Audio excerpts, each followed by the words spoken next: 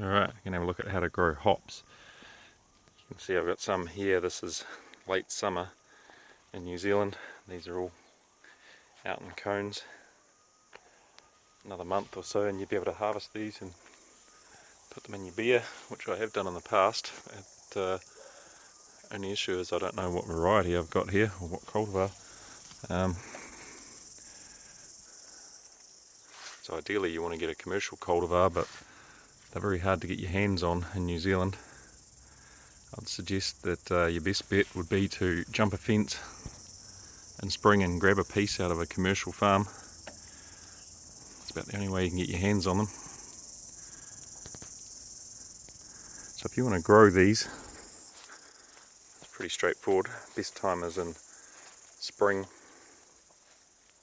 So they die right back in winter and leave a huge mess. All this stuff will be just dead, and it'll interweave its way into anything it grows on. It's quite hard to get rid of when it's dead and dried out, but it does burn well. Best way to grow them, so they'll be dormant in winter, and in spring you'll notice if you have a poke around in the ground, it's quite a fibrous root system. I've just had a bit of a dig in there and you can see some of those fibrous roots. In spring they'll have little shoots on them in early spring, so just have a dig around and just pull a piece of root off or cut a piece of root off, and you can probably do that even for a month or two in spring once they start growing. At this time of year it's probably not much point, they probably won't survive, so do it in spring when they just start growing, or in winter you can probably transplant a piece of root and they should come away if you keep them moist. And they're literally a weed here in Marlborough. I mean, I've had these things out of control where I've had to round up them for 2 years straight to get rid of them. I don't know how I'm going to get rid of this one.